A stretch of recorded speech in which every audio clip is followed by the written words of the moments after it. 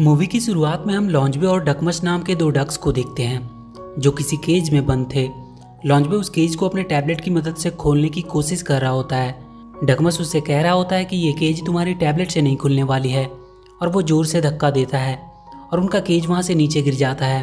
तभी दरवाज़ा खोलकर एक आदमी आता है जो उस केज को लेकर खेलने लगता है। तभी वहाँ मिस नॉट नाम की एक लेडी आती है। वो डकमस को निकालकर उसे मारने को दे देती है और लॉन्जबे को अपने साथ ही लेकर चली जाती है।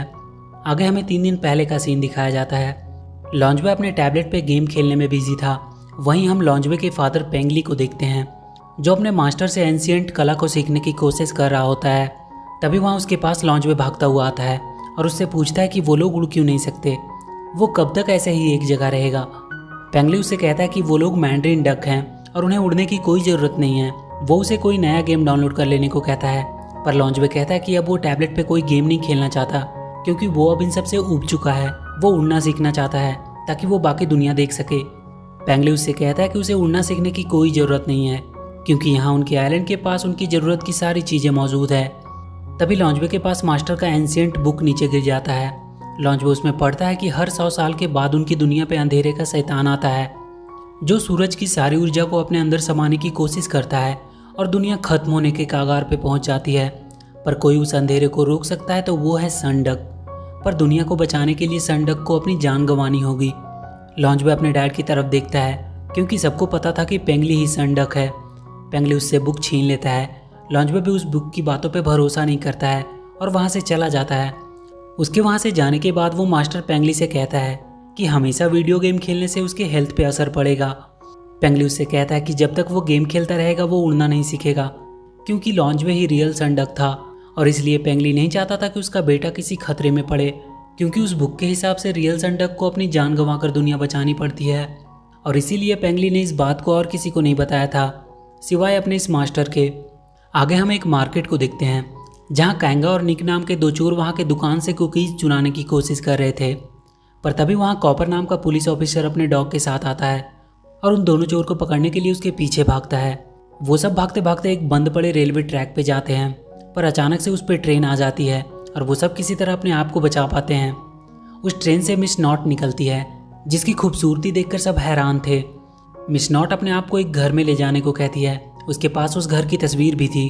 वहाँ एक आदमी आता है और कहता है कि उस घर में तो कई साल से कोई भी नहीं रहता है, और वो मिस नॉट को उसके सामान के साथ उठाकर अपनी ट्रॉली पे रख लेता है और उसे उनके घर पहुँचाने निकल जाता है। यहाँ लॉन्जबे अपने टावर से देखता है कि कुछ डक्स का ग्रुप उनके आइलैंड पे आया है, पर उन डक्स का लीडर की बेटी एरिका अपने ग्रुप से निकलकर वहाँ टावर के पास रुक जाती है। लॉन्जबे उससे छुपकर देखने लगता है।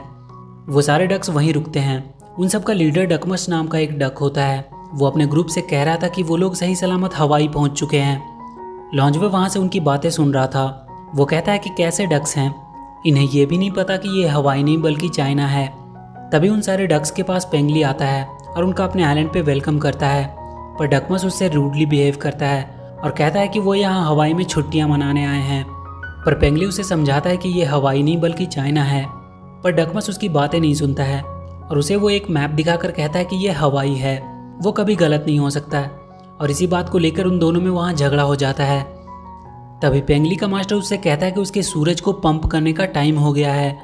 उन सारे मैंड्रीन डक का मानना था कि पेंगली ही सूरज को उगाता और डुबाता है। डकमस उस पर हंसने लगता है कि वो उससे डरकर भाग गया।